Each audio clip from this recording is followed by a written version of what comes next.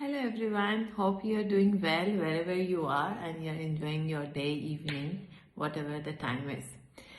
So I was asked by a few people, how do we maintain relationships that are supportive to us?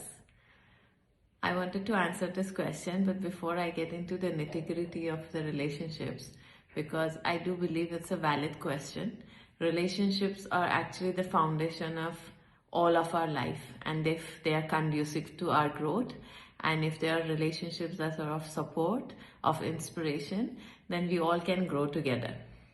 But before we get there, how to have good relationships that are conducive to us, I would want to remind you of the same thing that I always talk about before anything else we want to manifest or create, and that is the intention. Now, when it comes to relationships, we need to realize that there are some ingredients to the relationship and certain rules to a relationship. One is that every relationship is a two-way traffic.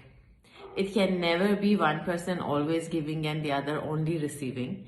And it cannot be that you want the relationship to be for your growth, but you're not concerned about the other people's growth within the relationship. So remember, when it comes to relationship, you're not dealing with just one person, but you're dealing with an entirety of someone's being, the whole of the entity of that person.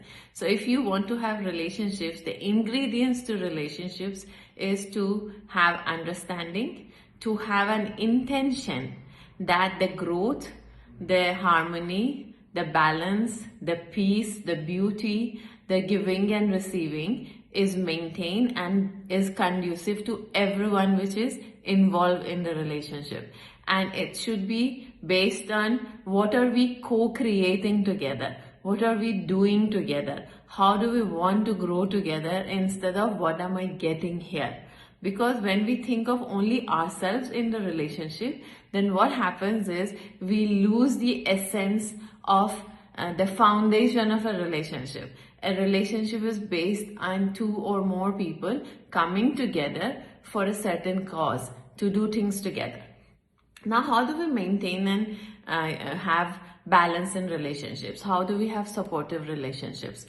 And because I do believe the core of the whole of our life is the kind of relationships we have, so I feel it is important we pay attention.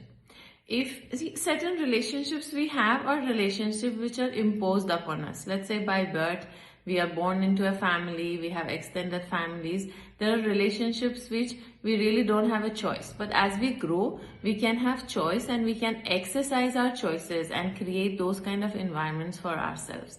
So it is extremely important that to be able to do for others what you want others to do for you. Now coming to the nitty-gritty of actually creating that kind of a relationship within which in a spiritual terminology we call it the soul tribe coming together.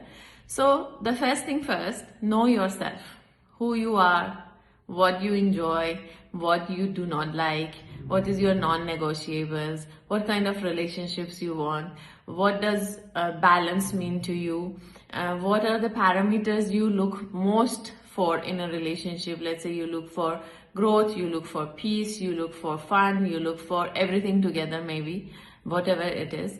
Once you understand yourself, then you can see within the existing relationships what relationships you need to let go because they are not conducive to your growth. And it is not because you're not getting what you want, but it is because somehow the energy is not matching, your value system is not matching. So you can eliminate those and basically just let them go. And you can do it gracefully. We don't have to really create drama around things, right? And then, you know yourself, you know what you want. Then you put yourself out there, either through social media, networking organizations or events, workshops, conferences, whether virtual interest places or actually you have to physically be present. You find the people who share the same values, same interests. They enjoy doing the activities you do. They can relate to the concepts you relate to.